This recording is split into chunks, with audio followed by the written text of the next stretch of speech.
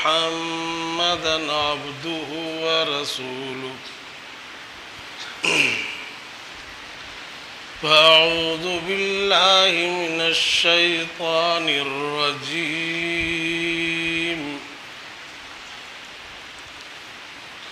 بسم الله الرحمن الرحيم قل إن كنتم تحبون الله فاتبعوني يحببكم الله ويغفر لكم ذنوبكم والله غفور رحيم وقال تعالى لقد كان لكم في رسول الله أسوة حسنة وقال تعالى إنك لعلى خلق عظيم عن أبي هريرة رضي الله تعالى عنه قال قال رسول الله صلى الله عليه وسلم كل أمتي يدخلون الجنة إلا من أبى قيل ومن أبى يا رسول الله قال من أطاعني دخل الجنة ومن عصاني فقد أبى أو كما قال رسول الله صلى الله عليه وسلم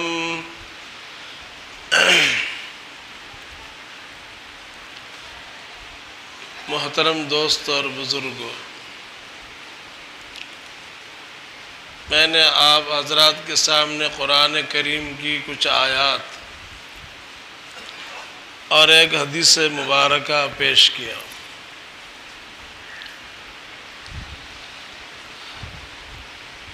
آیات میں آپ صلی اللہ علیہ وسلم کا مقام اللہ نے خود بیان کیا اور اس امت کو اللہ نے خطاب کیا کہ ہم نے رسول اللہ صلی اللہ علیہ وسلم کو تمہارے لیے نمونہ بنا کر بھیجا۔ لقد كان لكم في رسول الله اسوة حسنة، البتہ تحقیق کے نبی کی ذات میں، رسول کی ذات میں تمہارے لیے بہترین نمونہ ہے۔ زندگی گزارنا ہو تو اس نمونے کو دیکھ کر زندگی گزارنا۔ انک لعلی خلق عظیم، اللہ نے فرمایا نبی کو کہ تم بہت ہی اعلیٰ اخلاق پر ہو، اس سے اچھے اعلیٰ اخلاق کسی انسان کے نہیں ہو سکتے۔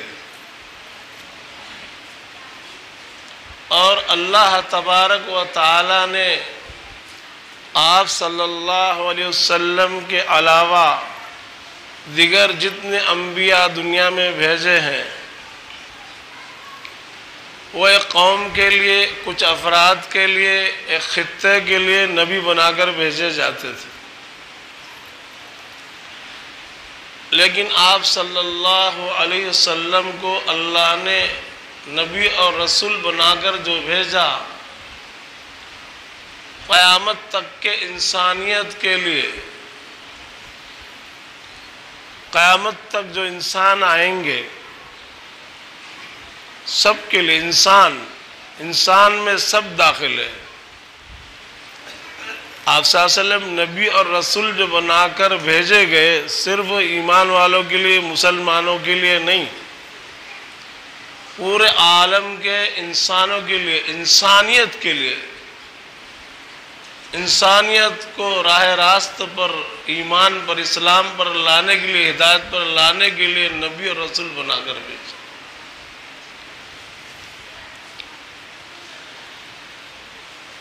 بلکہ نبی پاک صلی اللہ علیہ وسلم کو اللہ نے رحمت بنا کر بھیجا پورے عالم کے لیے، عالم کی ہر چیز کے لیے۔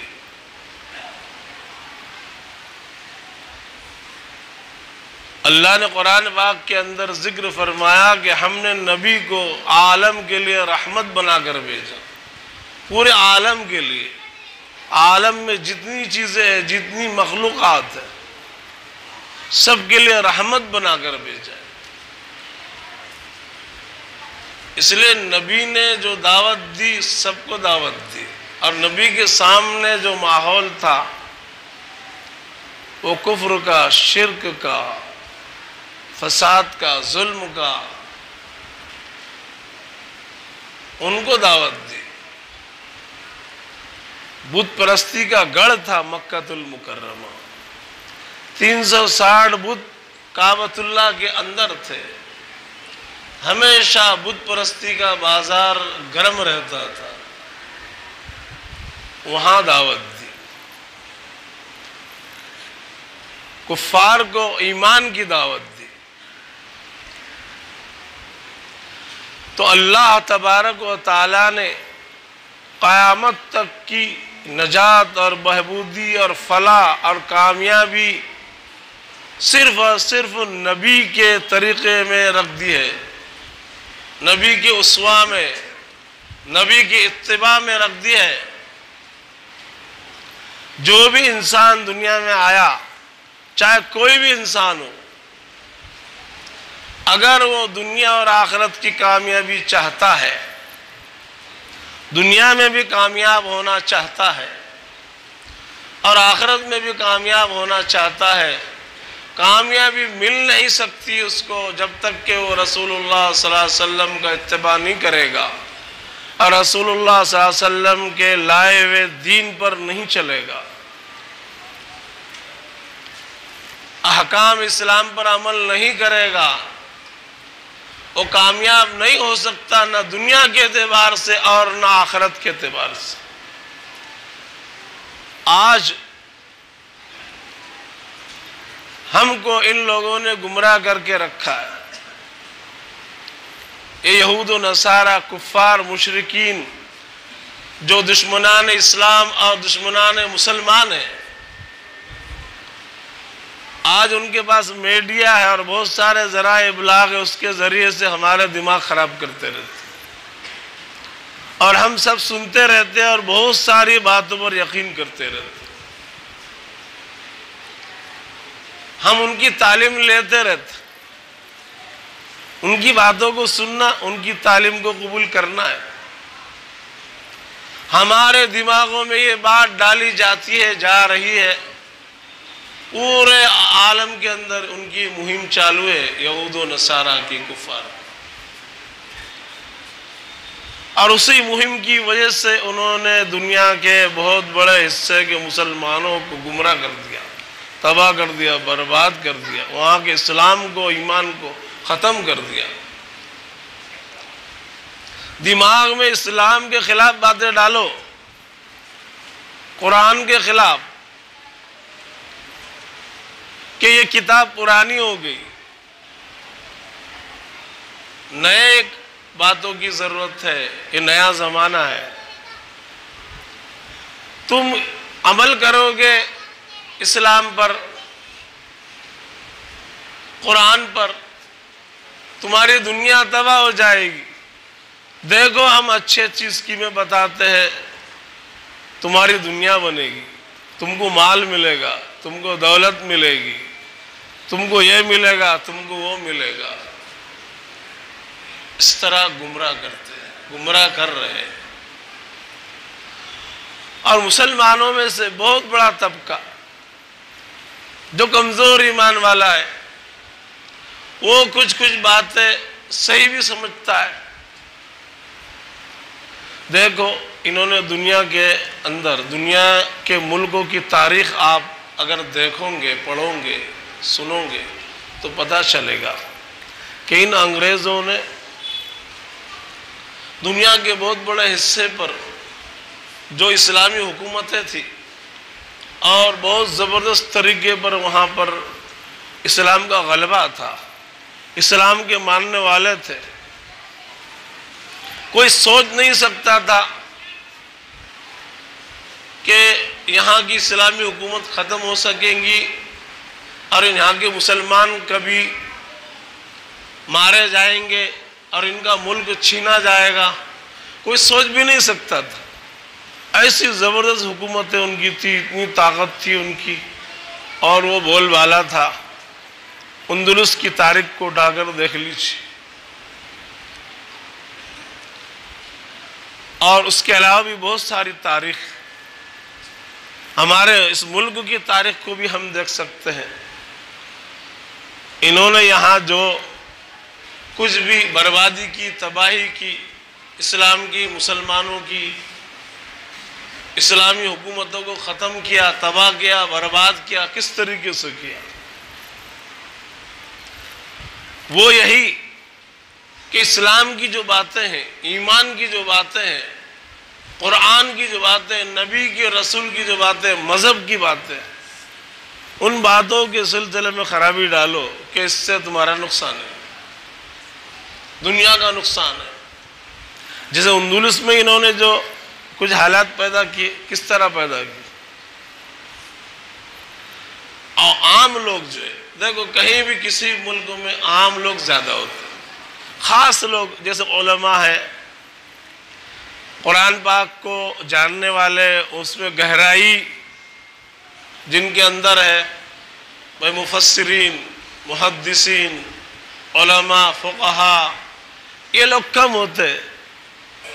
شریعت کو جاننے والے اور پوری زندگیاں اپنی اس میں لگانے والے جو دین کے رہبر ہوتے ہیں، علماء کی جماعت تھوڑی سی، خواص جس کو بولیں گے، وہی پوری امت کی جان ہوتے ہیں، جنہوں نے قرآن کو سمجھا، قرآن کو اپنی زندگیوں میں، دل و دماغ میں اپنے اندر اتارا، شریعت کو مکمل طریقے پر جن لوگوں نے سمجھا اور وہ امت کو سمجھاتے ہیں، دین پر جماتے ہیں۔ یہ دین کی روح ہوتی ہے، کیونکہ دین کی روح قرآن ہے، حدیث ہے۔ اسلام کس کا نام ہے؟ ایمان کا سرچشمہ کیا ہے؟ ایمان کہاں سے پھوٹتا ہے، نکلتا ہے؟ قرآن پاک جڑ ہے، اصل اللہ کی کتاب، یہ مین ہے، اصل ہے، روح ہے اسلام کی۔ قرآن روح ہے اسلام کی، اور قرآن کو جاننے والے، سمجھنے والے علماء، فقہاء، مفتیان، اہل اللہ، جنہوں نے اللہ کی اس کتاب کو سمجھا اور اپنا سب کچھ اس کے اوپر لٹا دیا، اپنی پوری زندگی اس کے اوپر قربان کر دی، وہی لوگ امت کو اللہ کی باتیں سمجھاتے اور اس ایمان پر جماتے ہیں۔ وہ پاور وہاں سے نکلتا ہے، اس کتاب سے نکلتا ہے۔ کتاب کے سمجھانے والے اس پاور کو جانتے ہیں، ان کے اندر بھی وہ پاور ہے، تو یہی پاور لوگوں میں تقسیم کرتے ہیں۔ اسی پاور کی وجہ سے امت پنپتی ہے، امتوں میں طاقت اور اسپرٹ پیدا ہوتی ہے، اور وہی جی سکتی ہے جن کے اندر یہ قرآن اسپرٹ پیدا ہو، یہ طاقت پیدا ہو۔ نبی نے محنت کی صحابہ پر، قرآن کو ان کو سمجھایا، مکمل طریقے پر انہوں نے قرآن پر عمل کیا، جیسا اترتا تھا ویسا عمل کرتے تھے۔ اللہ نے تھوڑے سے وقت میں پوری دنیا پر ان کو فتوحات عطا کر دی۔ وہ روح اور وہ طاقت اور اسپرٹ ہے اس کتاب کے اندر، اور اس کتاب کے اوپر اور اس اسلام پر عمل کرنے میں وہ طاقت اور وہ اسپرٹ ہے، اس کا مقابلہ دنیا میں کوئی نہیں کر سکتا، اس کتاب کا اور اس کتاب والوں کا، نہ کوئی کر سکا ہے اور نہ کوئی کر سکتا ہے۔ آج بھی چیلنج ہے قرآن پاک کا، جو اس پر اتر جائے، قرآن پاک پر جو قوم، جو ملک والے، جو طبقے والے مکمل طریقے پر اگر کتاب پر، قرآن پاک پر اتر جائے، دنیا میں ان کا کوئی مقابلہ نہیں کر سکتا، ان سے کوئی ٹکر نہیں لے سکتا، ان کو کوئی تباہ نہیں کر سکتا، ان کو کوئی برباد نہیں کر سکا، نہ کر سکا ہے، نہ کر سکتا ہے۔ وَأَنْتُمُ الْأَعْلَوْنَ إِن كُنتُم مُؤْمِنِينَ، یہ اللہ کا اعلان آج بھی ہے، یہ اللہ کا کلام ہے۔ اللہ کا کلام اور اللہ کی بات کبھی بھی جھوٹ اور غلط نہیں ہو سکتی، اس میں امکان نہیں ہے غلطی کا۔ وَأَنْتُمُ الْأَعْلَوْنَ، اللہ نے فرمایا قرآن پاک کے اندر، اور تم ہی سربلند رہو گے۔ ان کنتم مومنین، اگر تم پکے اور سچے ایمان والے ہو اور ایمان کے تقاضوں پر چلتے ہو اور کتاب پر چلتے ہو اور نبی کے طریقے پر چلتے ہو تو تم ہی سربلند رہو گے، تمہارا کوئی بال بکا کبھی نہیں کر سکے۔ آج ذرا سے حالات آ جاتے ہمارے اوپر تو ہماری حالت کیسی ہو جاتی، کیا ہوگا اب؟ ان باتوں سے ایسا لگتا ہے ہم کو یقین نہیں اللہ کی باتوں پر، قرآن پر ہم کو یقین نہیں، نبی کی زندگی پر ہم کو یقین نہیں۔ جب اللہ نے اتنا صاف صاف قرآن پاک میں بتلا دیا اور ہمارے پاس موجود ہے، اور بڑے قدر کی بات ہے اور بہت ہی بڑی بات ہے اس امت کے لیے، ہمارے لیے اللہ نے خصوصیت کے ساتھ اس امت کو جو کتاب دیا اور نبی کو جو معجزہ دیا اس کتاب کا، تو ایسا معجزہ دیا جو قیامت تک رہنے والا ہے۔ آج نبی زمین کے اوپر زندہ نہیں ہے، اپنے قبر میں زندہ ہے، لیکن یہ کتاب باقی ہے اور قیامت تک باقی رہے گی۔ کتاب کے اثرات جو کل تھے آج بھی اور قیامت تک بھی وہی رہے گے، وہی اللہ کا کلام ہے جو کل نازل ہوا تھا، وہاں آج بھی وہی کلام موجود ہے، اس کی تاثیرات آج بھی وہی ہے، کوئی تبدیلی نہیں ہے اس کے اندر، نہ ہو سکتی ہے نہ کوئی کر سکتا۔ جو پاور کل تھا اس کتاب کا آج بھی وہی پاور اس کتاب کے اندر موجود ہے، اور جو بھی اس کتاب سے منسلک ہوگا اور اس کتاب پر عمل کرے گا اس کے اندر وہی اسپرٹ اور طاقت اللہ تعالیٰ دیں گے۔ تو ہم کو چاہیے کہ ہم مکمل طریقے پر اس کتاب کو مضبوطی سے تھامیں، اس پر عمل کریں، اور ہم ان لوگوں کی، ان چوروں کی، ان ڈکیٹیوں کی، ان غداروں کی، ان مکاروں کی، ان مفسدین کی باتوں کو نہ سنیں، اس پر دھیان نہ دیں۔ اسلام کے بارے میں، قرآن کے بارے میں، نبی کے بارے میں، مسلمانوں کے بارے میں جو غلط باتیں یہ پھیلاتے ہیں اور ہمارے دماغوں میں ڈالنے کی کوشش کرتے ہیں، ہم کوئی بات نہ سنیں۔ ہمارے نجات کے لیے، ہمارے دنیا کی کامیابی کے لیے بھی اور آخرت کی کامیابی کے لیے بھی ہماری کتاب قرآن پاک، ہمارے نبی کا طریقہ سنت کافی اور وافی ہے۔ ایک ذرہ برابر جھول ہمارے اسلام میں، ہمارے مذہب میں، قرآن میں، حدیث میں، نبی کی زندگی میں ایک نقطے کے برابر بھی کسی قسم کا جھول نہیں ہے، نہیں ہے، نہیں۔ مکمل طریقے پر ہمارا مذہب اسلام کامیاب ہے۔ ہم کو کسی کی طرف دیکھنے کی ضرورت نہیں ہے، کسی معاملے میں بھی، کسی بھی معاملے میں، دنیاوی معاملے میں بھی۔ جیسا یہ کیا سمجھاتے ہیں، اب یہ مولوی لوگ ہیں، یہ جو مذہب کی باتیں کرتے رہتے، قرآن کی باتیں، ان کو کچھ سمجھتا نہیں، اپنے جو معاملات ہیں جیسا اپنا چلتا ہے، ان کو بولنا بھی نہیں، ان سے پوچھنا بھی نہیں، کرتے رہنے کا۔ یہ اپنا دنیا کا نقصان کرتے ہیں مولوی لوگ، یہ مفتی لوگ، کچھ پوچھنے وچھنے کا نہیں ان سے، جیسا سمجھ میں اپنا کرتے رہنے کا۔ یہ جو ہے گمراہ کرنے کی اسکیم ہے۔ جیسا میں ابھی کی کچھ زمانے پہلے کی ہمارے یہیں کی بات کرتا ہوں کہ کچھ شہر سے کچھ نکلے تھے یہاں پر، 6,000 روپے دے دو اور کروڑ پتی بن جاؤ. 6,000 روپے دے دو اور کروڑ پتی بن جاؤ. کتنا آسان مسئلہ. اب لوگوں نے جو خریدنا شروع کیے، میں یہاں سورت شہر کی بات کر رہا ہوں، میں باہر کی نہیں، ہمارے یہاں کی اور پورے گجرات کی بھی، اور بہت دور دور تک چلا تھا. لوگوں نے جو شیئرز خریدے، اتنے شیئرز فرضی لوگوں کے نام پر اپنے خاندان میں، بھائی 6,000 میں کروڑ پتی بن رہا ہے ایک آدمی، فیملی میں جتنے آدمی سب کے نام سے لے لیا، سب کو کروڑ پتی بنا دو. تو علماء کرام سے، مفتیان کرام سے مسئلہ پوچھا کہ بھئی یہ ایسا ایسا ہے کیا ہے. مفتیان کرام نے، علماء کرام نے فتویٰ دیا کہ یہ دھوکہ ہے، اس کو خریدنا جائز نہیں ہے. کیونکہ جو بھی چیز کو خریدنا ہوتا ہے تو کوئی اس کے اساسے بنیادیں کچھ ہوتی ہے کہ بھئی کوئی کمپنی کام کر رہی ہے بھئی، تو بھئی اس کے سامان ہیں، مشینیں ہیں، کپڑا بنا رہی ہے، یہ کر رہی ہے، سامان ہوتا ہے، کچھ کام کرتے ہیں. یہ جو تم کہہ رہے اس میں تو کچھ نہیں ہے، نہ اساسہ ہے، نہ کچھ بن رہا ہے، نہ کچھ ہے، کچھ بھی نہیں ہے. بس تم کو ہر مہینے اتنے ڈالر ملیں گے. جیسے آج بن جاؤ تم تو اب ہر مہینے تم کو 200-500 ڈالر ہر مہینے ملیں گے. کہاں کے ملیں گے بھئی؟ کیا بنا رہی ہے فیکٹری؟ کچھ نہیں بنا رہی، بس ایسے ہی ملیں گے تم کو. ممبر بن جاؤ تم. ارے بھئی ممبر بن جائے تو کچھ نہ کچھ کام اس میں فیکٹری میں، اس کمپنی میں ہونا چاہیے نا. کیا کام؟ بس تم ممبر بن جاؤ، یہ کام ہے. یہ ایسا ہوتا ہے کیا؟ یہ چیٹنگ. بہت سمجھایا لوگوں کو علماء کرام نے، مفتیان کرام نے.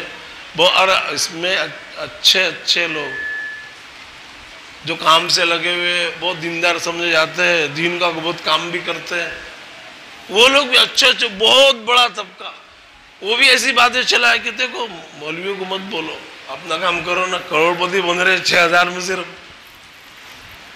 وہ سمجھا ان لوگوں کو بھی، دیکھو سمجھاؤ یہ دین کا مسئلہ ہے. بولتے یہ تو اپنا مسئلہ ہے، تجارت یہ مولوی کا مسئلہ تھوڑی ہے. لا حول ولا قوت الا باللہ. تجارت دین کا مسئلہ تھوڑی. ارے قرآن تجارت کے اصول سکھاتا ہے، نبی نے تجارت کے اصول سکھایا. تم کہہ رہے کہ تجارت دین میں داخل نہیں. ہر بات، زندگی کی ہر بات اللہ نے بتلائی ہے، نبی نے بتلائی ہے، ہر بات سکھائی ہے. ارے نبی نے تو پیشاب کا طریقہ بھی بتلایا. تجارت تو بہت بڑی چیز ہے، تجارت تو بتلا نہیں سکتے. ہم کو احساس ہی نہیں کہ ہم کون ہے، کیا ہے، ہم کو کیا کرنا ہے، ہم کیا کر رہے ہیں. احساس ہی نہیں، احساس ختم ہو گیا. اس لیے ابھی جو زندگی ہے، ہماری زندگی کے کچھ لمحات ہے، ہم نے قدر کرنا چاہیے اور ہم نے اپنی زندگی میں انقلاب لانا چاہیے. دین پر، ایمان پر، اعمال پر جمانے کی کوشش کرنا چاہیے. اور ہم نے کل کے بارے میں سوچنا چاہیے. اچانک موت آ جائے گی اور ہم اٹھا لیے جائیں گے، پھر کچھ کام نہیں آئے گا. آج ہم نے قدر کر لی اپنی زندگی کی تو ہم کچھ بھی کر سکتے، بہت کچھ کر سکتے. ہم دین پر جم بھی سکتے ہیں، جما بھی سکتے ہیں. آج کل جو اللہ تبارک و تعالیٰ نے سلسلے ہمارے ہاں قائم کیے، مدارس کے، خانقاہوں کے، یہ جماعت کے سلسلے ہیں، یہ سب یہی سلسلے دین پر جمنے اور جمانے کے. ان سب سلسلوں سے ہم نے جڑنا چاہیے. علماء کرام سے، اولیاء اللہ سے، اہل اللہ سے اپنا رابطہ کرنا چاہیے. جماعت کے کام سے ہر ایک مسلمان نے جڑنا چاہیے. اس وقت زمانے کی، امت کی بہت زبردست ضرورت ہے. یہ جو جماعت کا کام ہے اس میں جڑنا ضروری ہے. آج ایک اللہ نے ایسا کام کھولا ہے اور اصلاح کا ایک طریقہ اللہ تعالیٰ نے ایسا نکالا ہے کہ جو پڑھے لکھے، جنہوں نے مدرسہ نہیں پڑھا، وہ حافظ عالم نہیں ہوئے، کوئی دینی تعلیم حاصل نہیں کی، ان کے لیے ایک راستہ سے نکل جاتا ہے اور دین کی باتیں سب معلوم ہوتی ہے. دین پر جمنے کا راستہ معلوم ہو جاتا ہے اور دین سے جڑنے کا راستہ ایک پیدا ہو جاتا ہے. مسجد کا ماحول اور وہ نبوت والا ماحول، وہ وہاں صحابہ کا مدینہ والا ماحول، وہ ہم کو ملتا ہے. اس لیے سلسلوں سے ہر ایک مسلمان نے جڑنے کی کوشش کرنا چاہیے اور یہ کوشش کرنا چاہیے کہ ہمارا کوئی قدم اسلام کے حکموں کے خلاف، قرآن کے حکموں کے خلاف، نبی کے خلاف، نبی کی سنتوں کے خلاف نہیں ہونا چاہیے. خلاف پیمبر کسے راہ گزید کہ ہرگز بہ منزل نہ خواہد رسید. نبی کے طریقے کے خلاف جو بھی راستہ اختیار کرے گا کبھی منزل مقصود تک نہیں پہنچ سکتا۔ میں نے ایک روایت پیش کی تھی حضرت ابو ہریرہ رضی اللہ تعالیٰ عنہ کی، آپ صلی اللہ علیہ وسلم فرمایا کہ میری پوری امت جنت میں جائے گی لیکن ایک شخص نہیں جائے گا۔ صحابہ نے پوچھا کون ہے وہ شخص؟ قیل ومن یا رسول اللہ؟ قال من اطاعنی دخل الجنہ ومن عصانی فقد ابا۔ آپ صلی اللہ علیہ وسلم فرمایا جس نے میری اتباع کی، میری سنت پر عمل کیا، میری سنتوں کو اپنایا وہ جنت میں جائے گا، اور جس نے میری سنتوں کی مخالفت کی، میرے طریقے کی مخالفت کی، وہ انکار کرنے والا ہے، وہ جہنم میں جائے گا۔ اسی لیے فیصلہ ہمارے ہاتھ میں، ہم نبی کے اتباع کریں جنت میں ہم جا سکتے ہیں۔ جنت والا راستہ بالکل صاف ہے، جنت والا جہنم والے راستے صاف ہے، اللہ نے بتلا دیا۔ اب ہم جو راستے اختیار کریں گے جدھر جائیں گے اس طرف کیا ہم جا سکتے ہیں۔ اللہ تعالی ہم سب کو ہدایت پر قائم رکھے اور جنت والے راستے پر چلنے کی توفیق عطا فرمائے، اور جہنم والے راستے سے ہم سب کی حفاظت فرمائے۔ وآخر دعوانا الحمدللہ رب العالمین۔